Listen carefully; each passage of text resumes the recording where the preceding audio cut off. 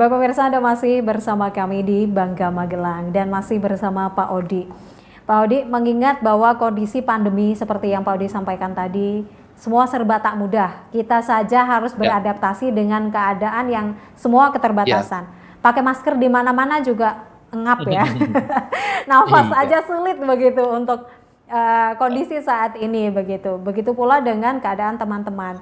Lalu bagaimana Pak Odi dan juga teman-teman dari Yayasan Kanker Anak Indonesia sendiri memaknai Hari Kanker Anak yang kemarin baru saja diperingati, yang masih hangat sekali, masih dalam bulan ini? ya, ya.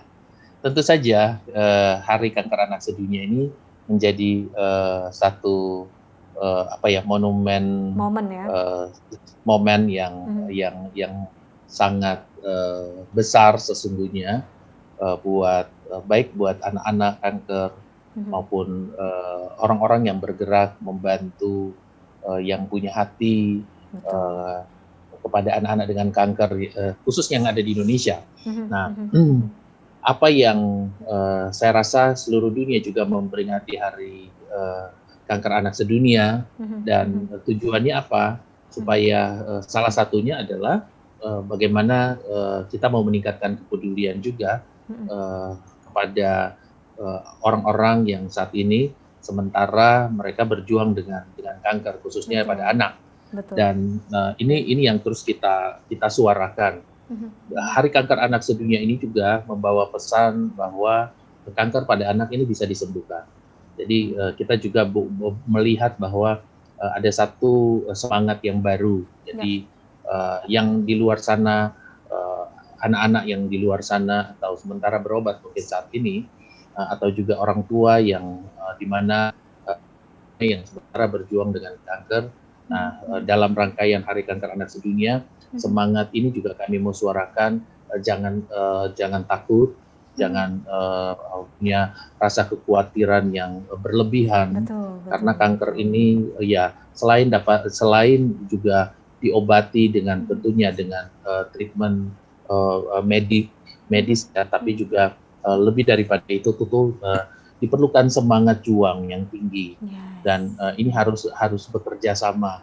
Jadi anak-anak yang berobat juga mesti dapat support daripada lingkungan di sekitarnya, khususnya bagi keluarga, bagi orang tua, sehingga anak-anak ini memiliki spirit yang excellent, mereka bisa punya semangat. Makanya kami memanggil anak-anak dengan kanker ini sebagai anak-anak hebat, para pejuang yang hebat gitu ya.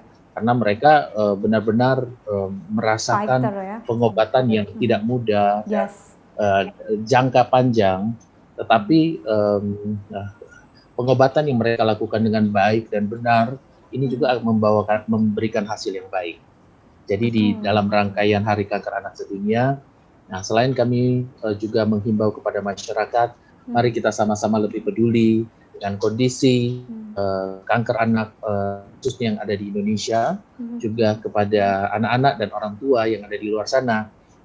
Banyak yang memperhatikan, banyak orang juga yang ingin membantu mereka gitu. Dan kita mau satukan semangat ini supaya kanker pada anak khususnya yang ada di Indonesia juga semakin hari semakin juga bisa menunjukkan bahwa pengobatan yang dilakukan tingkat kesembuhannya semakin tinggi. Iya betul. Dan salah satu yang penting tadi Pak Odi sempat menyampaikan di segmen sebelumnya, mengembalikan senyum anak Indonesia.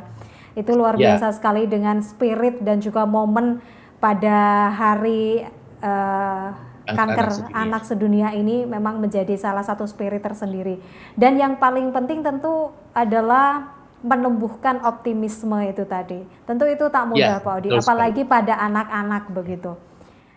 Apa yang sejauh ini dilakukan teman-teman dari Yayasan Kanker Anak Indonesia sendiri dalam menumbuhkan itu? Karena tentu bukan hanya kepada anak, tadi Pak Odi juga menyampaikan keluarga juga harus ada semangat juangnya gitu. Ya, ada 3 pilar program utama yang dijalankan oleh Yayasan Kanker Anak Indonesia. Yang pertama itu pasti membantu memfasilitasi obat-obatan.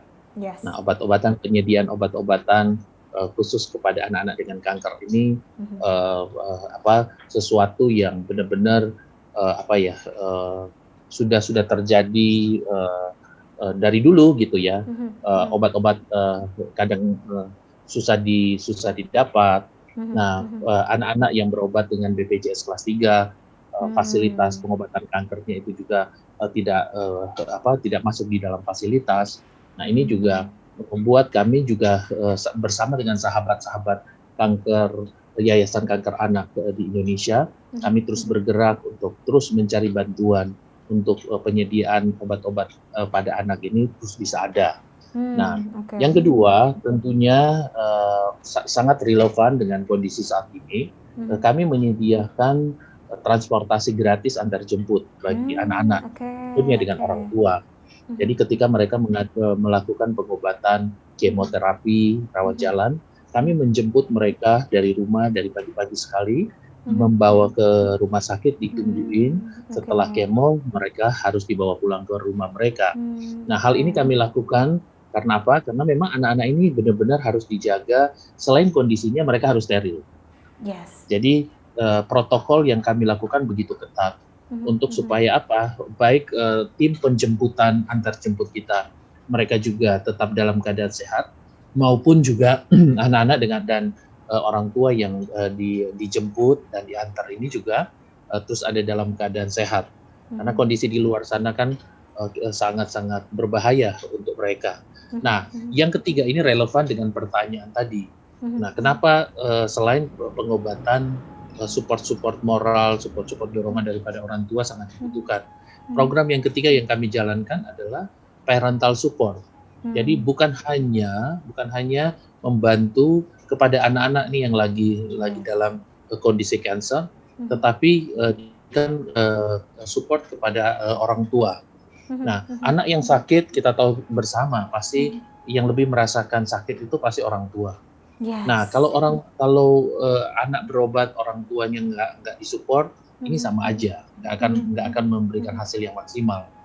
Jadi bagaimana orang tua juga ingin mendapat support. Nah, keluarga dari prasejahtera ini kebanyakan mereka datang dari daerah karena layanan yang kami berikan bekerja sama dengan rumah sakit rujukan terakhir yang ada di Jakarta. Jadi ada 5 rumah sakit besar dan rata-rata mereka datangnya tuh pasiennya datang dari luar kota. Nah, ketika mereka datang dari luar kota, kondisi orang tuanya ini juga pasti terjadi perubahan dan pasti nggak mudah gitu ya. Mereka harus datang ke Jakarta, kehilangan pekerjaan. Nah, mereka harus mencari tempat tinggal yang baru. Pastinya biayanya juga juga tinggi, apalagi di Jakarta. Nah, bagaimana Yayasan Kanker Anak Indonesia juga bisa menjadi hadir di tengah-tengah mereka dan bisa memberikan bantuan buat mereka. Jadi edukasi yang kita lakukan kepada orang tua, selain edukasi yang sifatnya meningkatkan skill mereka, jadi tujuannya apa? Supaya orang tua ini juga bisa jadi orang tua yang produktif. Sebagai orang tua yang produktif. Nanti kita lanjutkan setelah jeda pariwara berikut ini. Pasti penasaran juga bagaimana pemirsa dan juga menumbuhkan optimisme ternyata tidak hanya kepada anak penderita kanker, tetapi kepada orang tua itu menjadi salah satu hal penting. Sesaat lagi.